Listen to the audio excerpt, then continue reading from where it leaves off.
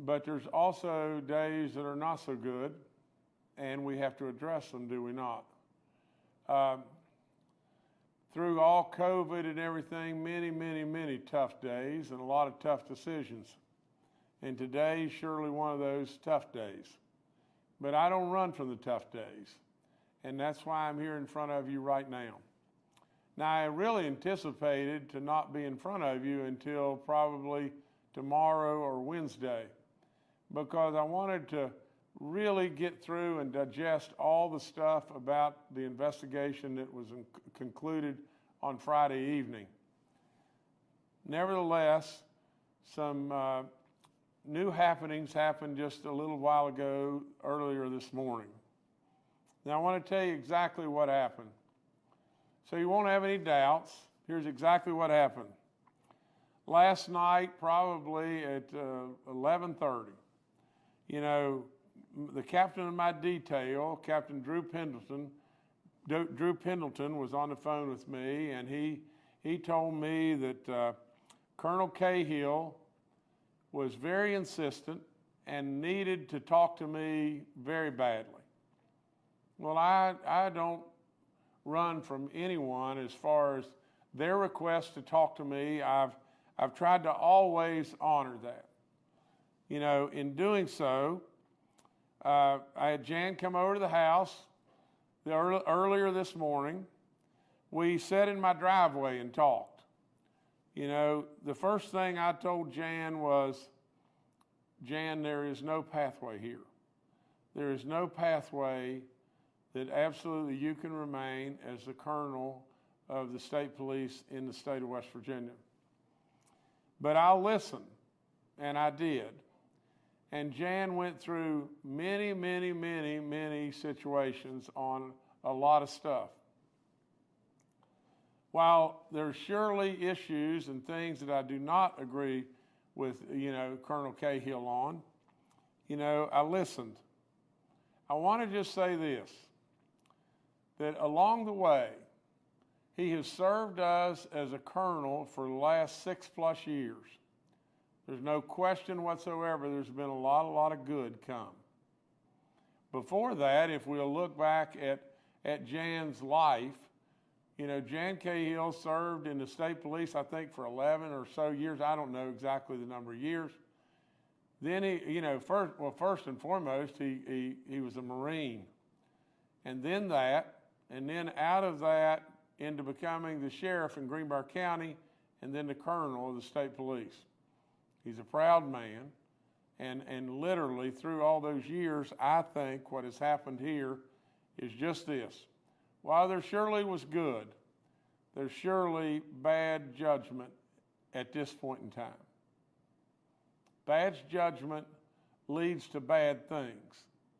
Now, with all of that being said, I want to underline and emphasize something that is really, really important. The state police in general. If we absolutely think about it and think properly about it, sure, there's going to be bad situations and bad actors, and we've got to address that, do we not? We want to stand for law and stand for our principles unquestionably. But I stand with and behind our police on every issue up to the point in time when it goes beyond what is right. Now, absolutely, after I listened to Jan go through all of his stuff in a very respectful way, Jan turned to me and said, before anything could be said, I resigned 5 minutes ago. I think we move on. We move on. That's why I'm in front of you today. I really didn't think I'd be in front of you until tomorrow or the next day. But with the resignation of our colonel, at this point in time, we move on. Now, very, very, very fortunately, we are filling this interim position with absolutely a superstar that has credibility and credentials a mile long, and that's Jack Chambers. He is the deputy of the Capitol Police now, and he served 26 years in law enforcement with the state police and the Capitol Police. He obtained a rank of lieutenant colonel in the state police. And I think anybody and everybody that knows Jack Chambers is going to say just this. He's a man of honor, he'll do the right things, and we entrust upon him to absolutely do any level of rightness, clean up, whatever it may be, we will entrust upon him to do just that. Now, as I promised you, it's got to go further than that. And there are many areas of allegations. Jack Chambers will absolutely address those allegations. But I want to just say just this. The very biggest allegation that absolutely is to not be tolerated in any way is that of we have violated on our state police level women's rights. I don't know how in the world many things could be much, much worse than that. You know, wouldn't you absolutely think that a women's locker room ought to be a safe place, an absolute safe place? And now we've got a situation to where, whether it was in 2014 or 2016, whether it was before Jan, before the governor, whatever it may be, our state police did stuff that was really bad. We put a video camera in the women's locker room. To me, it is absolutely absolutely not to be tolerated in any way, And we all know this, but it gets even worse. It gets even worse. From what I understand, there was 3 troopers that were viewing. They found a thumb drive. The individual that did this died. Tragically died while running, I think, on the track, had a massive heart attack and died. So then there was 3 troopers that found a thumb drive. And absolutely from that, they found the video. And then, from what I understand, one, if not all, immediately jerked the thumb drive out and threw it in the floor and started stomping on it.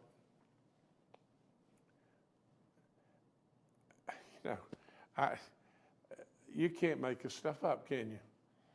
Really and truly. Now we've got law enforcement officers destroying evidence. You can't make it up.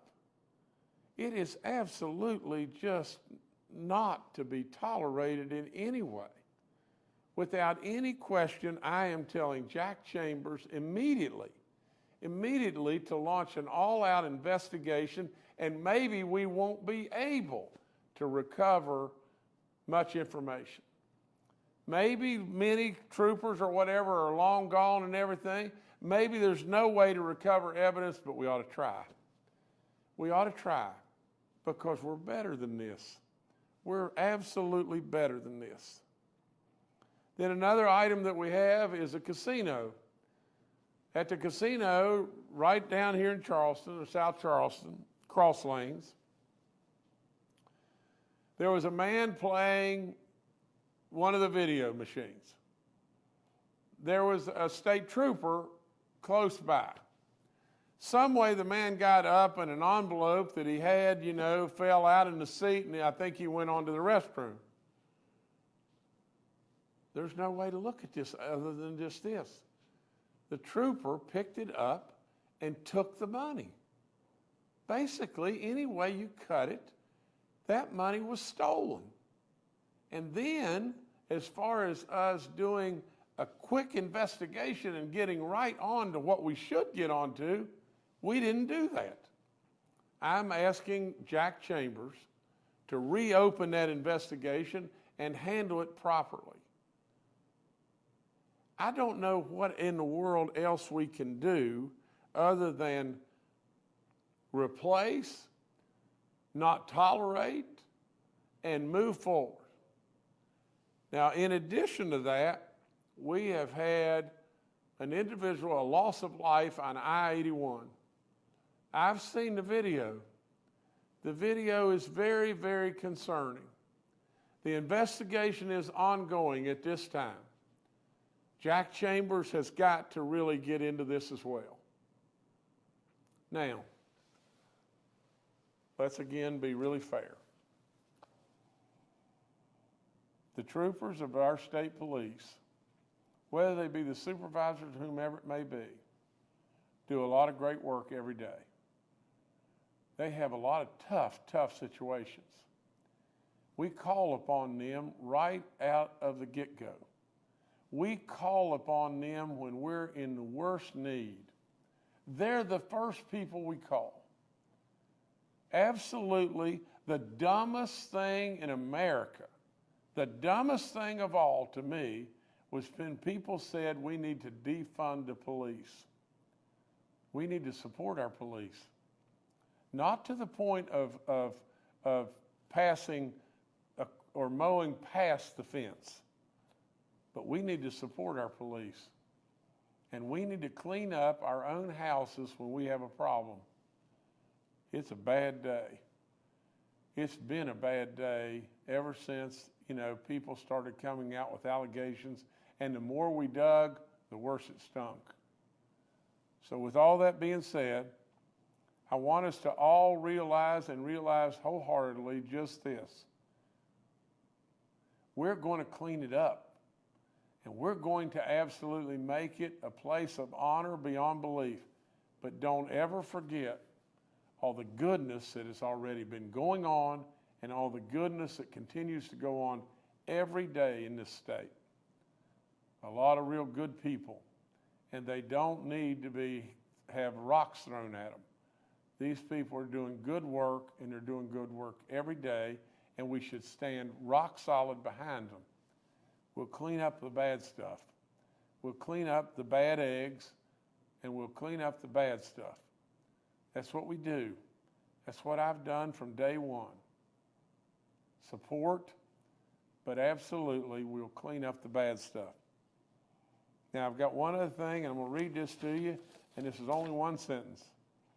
I've directed the interim superintendent Chambers to work with Secretary Sandy and my office to implement several actions to restore trust and integrity beyond belief to the West Virginia State Police. That's all I've got right now, and we'll take your questions and try to answer them as best I can. All right, thank you, Governor. We'll now go to questions from members of the media. The first today from Kenny Bass with WCHS and Fox 11. Hi, Governor. Thanks for taking a question. And before I get started, thanks to my many friends in law enforcement and the men and women of Western State Police. They do a great job for West Virginia. But there's obviously a cultural problem, maybe at the top of the state police or maybe at different levels.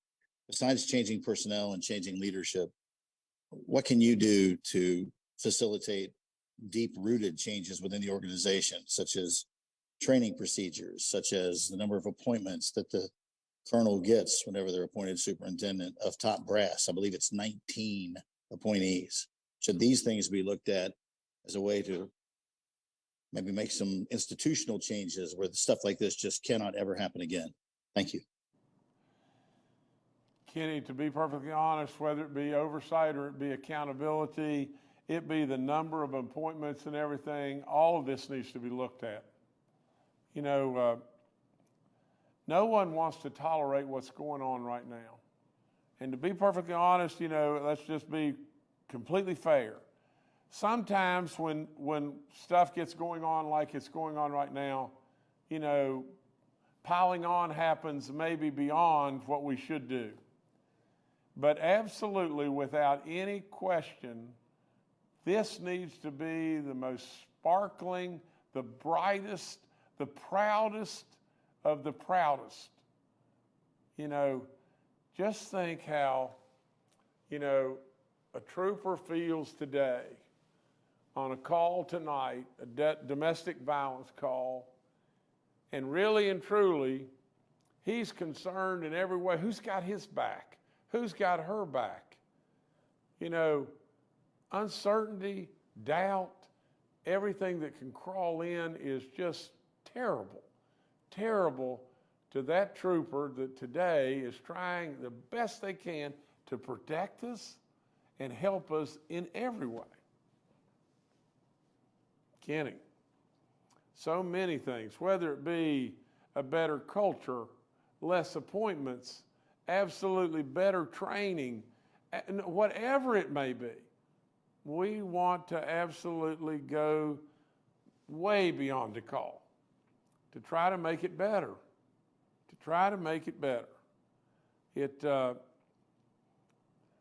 in many ways today, you've got way too much doubt that will absolutely adversely affect the performance of our troopers in many ways today, and that's got to change. All right, thanks, Kenny. Next to Amanda Barron with WOWK. Hi, Governor. Thank you for taking my question. I asked this question with all due respect to members of law enforcement and respect to the Department of Homeland Security investigation. Is there any possibility that what you have uncovered as a result of the investigation thus far will go beyond the Department of Homeland Security and to federal investigators? Surely, without any question. You know, I don't think there's stuff that we have uncovered, but I can promise you that the feds are already looking at the stuff, and I don't think we should run from that. I think truly and really and truly, if there's bad stuff there, I think we welcome whomever. Absolutely, we have got to make this to where there is no doubt anywhere. You know, we need to turn over every rock, but yet still doing what I'm saying, trusting and supporting those that absolutely protect us every day. We don't need to be on a witch hunt. We absolutely don't need to do that. But at the same time, we don't need to try to push somebody back and keep somebody from entering the playhouse to, that may very well be just trying to do something that will help us. And so from the standpoint of the feds and everything, I welcome all the help and I want the scrutiny because at the end of the day, I want it to be right. All right, thanks, Amanda. Next to Charles Young with W.V. News. Hi, this is Charles Young with W News. Governor, can you detail and give us some more specifics about what those several actions are that you mentioned? And then just to clarify, so a few minutes ago, you said you were calling for an all-out investigation. Is that separate and distinct than the ongoing Homeland Security one we have? You're calling for an all-out investigation of the state police generally? No, Charles. No, I'm absolutely coordinating with Homeland Security. The investigation that I am referring to is just this. In particular, in specific, the women's locker room incidents. We need now to do a thorough investigation, trying to find information, find any detail that is out there that's still available. I know that we've had troopers leave and everything, but absolutely, if there's anything on the planet that is despicable beyond belief, it's this right here. That's just all there is to it. It is totally despicable. My God of living, this has not occurred at the YMCA or something. This has occurred at state police headquarters. From the standpoint of the casino, as far as I'm concerned, it is flat out, any way you cut it, stealing. And we need to investigate that more as well. And then, whatever happens with, our Colonel Chambers now, whatever happens, with his investigation, a more thorough investigation will only make us better. It will only make us better. But as far as a top to bottom investigation of the state police, Homeland Security's done good work, and at least I hope and pray that it's good work and everything, and I trust not biased in any way, and we'll go forward. All right, thanks, Charles. Next to Stephen Adams with Ogden Newspapers. Yes, Stephen Adams of Ogden Newspapers. I know you said Friday that you had gotten your briefing on the results of the investigation, at least up to this point from the Department of Homeland Security. So I guess my question would be in regards to that. You've always obviously said you're going to direct your interim superintendent to keep looking into these issues and these allegations, but you have been presented with something. Is there going to be a report that's going to be released to the media, to the public, at least with what you have, or is this still considered under active investigation? I just want to know if we're going to see a specific document that details exactly what was going on here. Thank you. Well, Stephen, let me say several things here, okay? First of all, we know there was an incident of videotaping or whatever in the women's locker room at State Police Headquarters. Now, we also know that the person that primarily, I guess the person that did that is deceased. And we also know that there was evidence that was thrown on the floor and destroyed. Now, it could be said that really and truly we need to move on. But really, from my standpoint, it's way too incomplete. And the reason I say it's way too incomplete is we say this only pertained to one woman. How do we really know? How do we really know? And really, at the end of the day, I think we should at least try to uncover as much evidence as we possibly can get to. And so that's why I say on that item, we've got to try, because it is terrible. It's just plain terrible. From the standpoint of the casino, I think it's pretty cut and dry what we've seen there.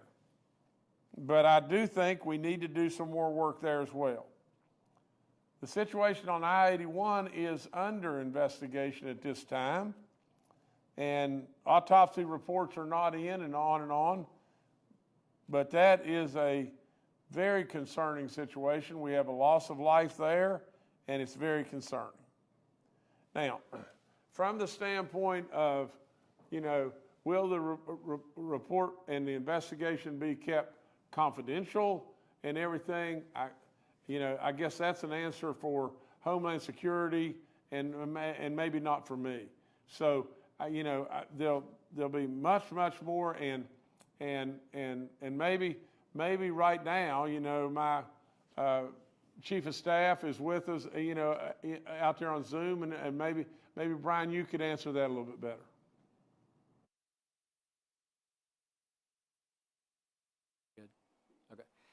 Yes, Steve. Right now, the investigation has been completed and ready for presentation to the governor. We didn't have that opportunity yet.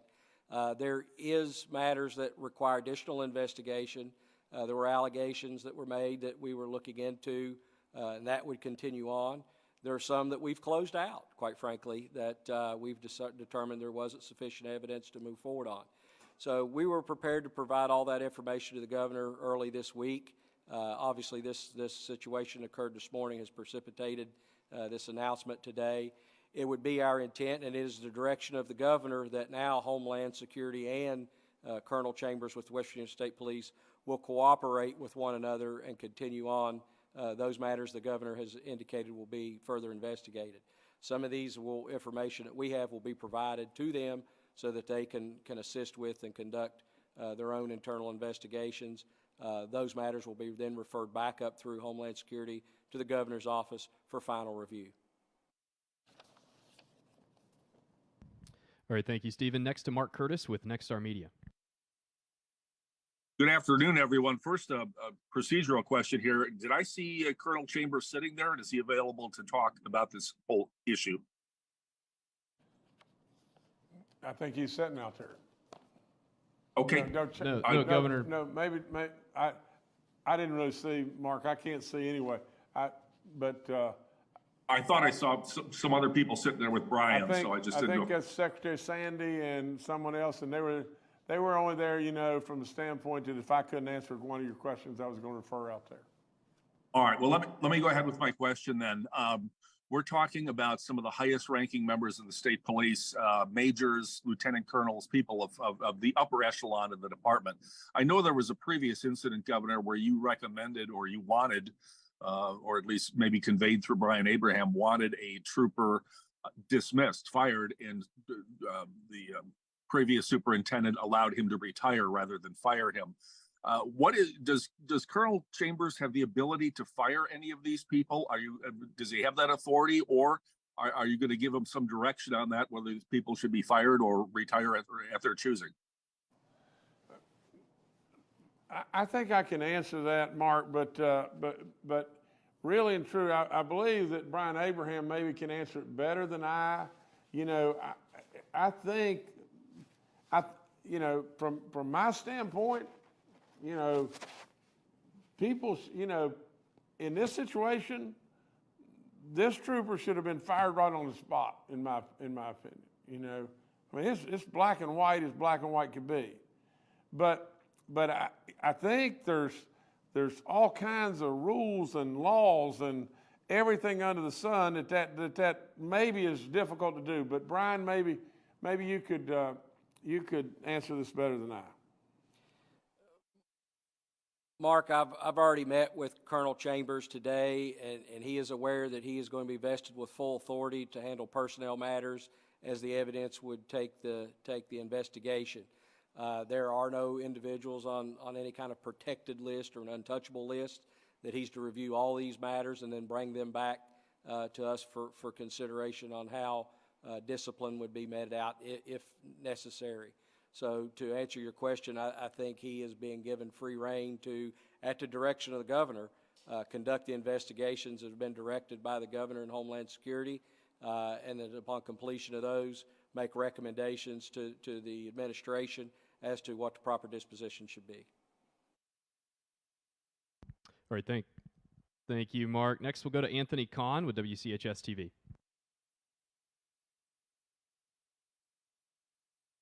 Hi, Governor. Appreciate your time. At the request of a coworker of mine, I'm going to deviate from the topic, if you don't mind, for something else that we're covering today. I know lawyers for almost 1,000 former inmates in our jails are alleging that there is some misconduct, possibly bribery or threatening of inmates about any problems at the jail. Also, they're putting into question some practices done with autopsies, some conflicting reports on how 2 of these inmates died. What are your thoughts on that? And do you think that raising these allegations in court are enough to maybe suggest changes? And also, if Secretary Sandy wants to speak on that as well, he's welcome to, if he would so choose. It's Anthony, is that correct? Is that right? Yes. Okay, Anthony, before I defer this to Brian and Jeff Sandy, I want to just say this. That's what happens in all this, does it not? Whenever we lose any level of trust and credibility, it opens the floodgates everywhere. Now, I can say with a very, very clear heart that the work done by our state police on a daily basis has probably been excellent work. There's things here that have happened that are not to be tolerated in any way. But as soon as this kind of stuff happens, then really and truly we lose credibility for all the good work. And then the floodgates open, and you got to deal with it. Now, you know, if Secretary Sandy or you know, Brian Abraham would come on, our chief staff, you know, maybe you can answer that better than I. Well, to best answer that, you know, when I first came to work here for the governor, you know, his admonishment to me was to maintain our credibility. You know, we have to be accountable, and then we have to be transparent. So we do acknowledge there have been instances of misconduct in some of our correctional institutions, and in fact, Secretary Sandy may be able to detail, we've been cooperating with federal authorities to make sure any of those people that have engaged in wrongdoing are held accountable. That being said, there's many of the allegations that have been investigated internally that have not yielded any accurate information, and that there are individuals out there trying to, as the governor said, exploit the situation. So where we believe and find that there is misconduct, we both internally deal with it as well as report that to outside agencies. We've done that since the very beginning of the governor's administration, whether it be way back when we first got here and inherited the RISE program or whatever. The governor has always been, you know, let's find out what's going on and let's take and give it to the proper authorities for the best investigation. So those have been ongoing. I think some of them are in current litigation, so there may be some limitation on what can be discussed, but I'll defer that to Secretary Sandy. I feel it is important to note that all deaths within our West Virginia prisons and jails are investigated internally by our Criminal Investigation Division and also, more importantly, the West Virginia State Police. And when there appears to be a human rights violation, that is forwarded to the federal authorities. In every death case that we have, it's important to keep in mind that we have multiple different reasons. We have one of the oldest inmate populations in the United States of America, and we have people that pass away on a daily basis because they, for example, stage 4 cancer. But again, every death is investigated and reports are prepared. Thank you. All right, thank you, Anthony. Next to Curtis Johnson with WSAZ. Hey, thank you so much, Governor, for giving me a moment to ask a few questions. First of all, I just wanted to ask, what is the difference between what you've asked Colonel, the new Colonel to take on, and what Jeff Sandy has already investigated? Is there a difference between those investigations? Because the reason I ask that is, what action has been taken involving the individual state troopers already? Has anyone been placed on leave as a result of the findings that Secretary Sandy has found? Do you anticipate any criminal charges? Have you received any more information during this investigation of potential wrongdoing beyond these 2 letters? Did you ask Cahill to resign? Have you watched the casino video yourself? And if not, why? And the person who was allowed to retire, can that retirement be rescinded? Will you release the video of the casino incident? And because I know in many states that's done fairly quickly. Do you think there's a long-running culture of fear among the ranks of the state police about speaking out when they see something happen? And is this the first such investigation that Homeland Security has conducted on the governor's behalf into a state agency? And does this investigation create the need for further oversight of top officials at other state agencies? Okay, Curtis, Brian, you do the best you can on all those questions, please. Obviously didn't write. Okay. Sorry, Curtis, I wasn't able to write that fast to get the list, but let me speak to it generally. This is not the first investigation that Homeland Security has conducted on behalf of the governor. It goes back to our very first days in office when we uncovered issues with the RISE program, with the Title IV program, various accounting issues throughout our agencies. I have always called upon the Department of Homeland Security to provide assistance to the governor's office. Keep in mind, we're administrative, though. We don't possess any kind of criminal prosecutorial authority. So to answer your question, will charges be filed? When these investigations are complete, this information will be provided. If we at least initially think there may be some suspicion of criminal activity, they'll be provided to the appropriate prosecutorial authority for consideration as to whether action would be taken or not.